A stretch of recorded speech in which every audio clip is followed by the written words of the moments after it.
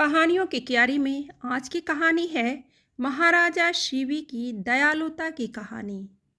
पुरु वंश में जन्मे उशीनगर देश के राजा शिवी बड़े ही परोपकारी और धर्मात्मा थे। जो भी याचक उनके द्वार पर जाता कभी खाली हाथ नहीं लौटता था। प्राणी मात्र के प्रति राजा शिवी का बड़ा स्नेह था, अतः उनके राज्य में हमेशा सुख शांति और स्नेह का वातावरण बना रहता था। राजा शिवी हमेशा ईश्वर की भक्ति में लीन रहते थे। राजा शिवी की परोपकारशीलता और त्याग वृत्ति के चर्चे स्वर्ग लोक तक प्रसिद्ध थे। देवताओं के मुख से राजा शिवी की इस प्रसिद्धि के बारे में सुनकर इंद्र और अग्नि को विश्वास नहीं हुआ, अतः उन्होंने उसी नरेश की परीक्षा करने की ठानी और एक युक्ति निकाली। अग्नि ने कबूतर का रूप धारण किया और इंद्र ने एक बाज का रूप धारण किया। दोनों उड़ते उड़ते राजा शिवी के राज्य में पहुँचे। उस समय राजा शिवी एक धार्मिक यज्ञ का अनुष्ठान कर रहे थे।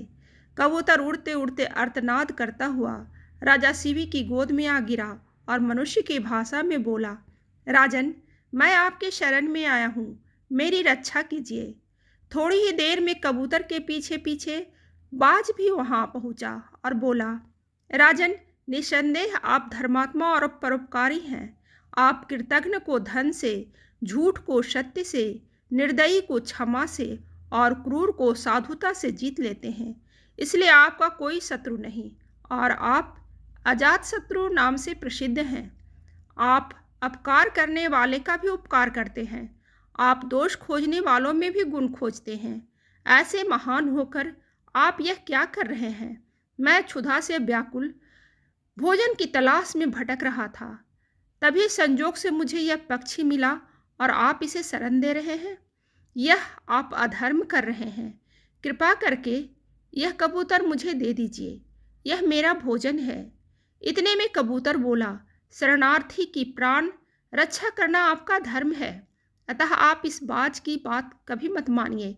यह दुष्ट बाज मुझे मार डालेगा। दोनों की बात सुनकर राजा शिवी बाज से बोले, हे बाज, यह कबूतर तुम्हारे भय से भयभीत होकर मेरी शरण आया है, अतः यह मेरा शरणार्थी है। मैं अपनी शरण आए शरणार्थी का त्याग कैसे कर सकता हूँ?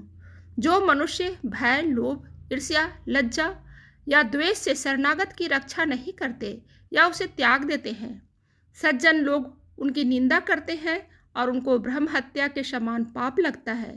जैसे हमें अपने प्राण प्यारे हैं, वैसे सभी जीवों को अपने प्राण प्यारे हैं। समर्थ और बुद्धिमान मनुष्यों को चाहिए कि असमर्थ व मृत्यु भय से भयभीत जीवों की रक्षा करें। अतः हे बाज, मृत्यु के भय से भयभीत यह कबूतर मैं तुझे नहीं दे सकता। इसके बदले तुम जो चाहो खाने के लिए मांग सकते हो। मैं तुझे वह अभिष्ट वस्तु देने को तैयार हूँ। तब बाज बोला, हे राजन, मैं क्षुधा से पीड़ित हूँ। आप तो जानते ही हैं, भोजन से ही जीव उत्पन्न होता है और बढ़ता है। यदि मैं क्षुधा से मरता हूँ तो मेरे बच्चे भी मर जाएंगे। आपके कबूतर को बचाने से कई जीवों के प्राण जाने की संभावना है। हे राजन, आप ऐसे धर्म का अनुसरण कर रहे हैं जो अधर्म को जन्म देने वाला है। बुद्धिमान मनुष्य उसी धर्म का अनुसरण करते हैं जो दूसरे धर्म का हनन न करे। आप अपने विवेक से तराजू से तौलिए और जो धर्म आपको अभीष्ट हो वह मुझे बताइए। राजा शिवी बोले, हे बाज, भय से व्याकुल हुए शरणार्थी की रक्षा करने से बढ़कर कोई धर्म नहीं है। जो मनुष्य दया और करुणा से द्रवित होकर जीवों को अभय दान देता है, वह देह के छूटने पर भी सभी प्रकार के भय से मुक्त हो जाता है। धन, वस्त्र, गो और बड़े बड़े यज्ञों का फल यथा समय नष्ट हो जाता है, किंतु भयाकुल प्राणी को दिया अभय दान कभी नष्ट नहीं होता। अतः अपने संपूर्ण राज्य और इस देह का त्याग कर सकता हूँ, परंतु इस भयाकुल पक्षी को नहीं छोड़ सकता। हे बाज, तुझे आहार ही अभिष्ट है, जो चाहो सो आहार के लिए मांग लो। बाज बोला, हे राजन, प्रकृति के विधान के अनुसार कबूतर ही हमारा आहार है, अतः आप इसे त्याग दीजिए। राजा बोला, हे बाज, मैं भी विधान के विपरीत नहीं जाता। शास्त्र कहता है, दया धर्म का मूल है, परोपकार पुण्य है और दूसरों की पीड़ा देना पाप है। अतः तुम जो चाहो सो दे सकता हूँ, परंतु ये कबूतर नहीं दे सकता। तब बाज बोला, ठीक है राजन, यदि आपका इस कबूतर के प्रति इतना ही प्रेम है, तो मुझे ठीक इसके बराबर तौल कर अपना मांस दे दीजिए, जिससे मैं अपनी क्षुधा शांत कर सकूं। मुझे इससे अधिक और कुछ नहीं चाहिए। प्रसन्न होते हुए राजा शिव भी बोले, हे बाज, तुम जितना चाहो उतना मांस मैं देने को तैयार हूँ। यदि यह क्षणभंगुर देह धर्म के काम ना आ सके तो इसका होना व्यर्थ है। यह कहकर राजा ने तराजू मंगवाया और उसके एक पलड़े में कबूतर को बिठा दिया और दूसरे पलड़े में वह अपना मांस काट कर रखने लगे। लेकिन कबूतर का पलड़ा जहाँ का तहाँ ही रहा। तब अंत में राजा शिवी स्वयं उस पलड़े में बैठ गए और बोले, हे बाज, ये लो, मैं तुम्हारा आहार तुम्हारे सामने बैठा हूँ। इतने में आकाश से पुष्प वर्षा होने लगी, मृदंग बजने लगे। स्वयं भगवान अपने भक्त के इस अपूर्व त्याग को देखकर प्रसन्न हो रहे थे। यह देखकर राजा शिवी विस्मय से सोचने लगे, इस सब का क्या कारण हो सकता है।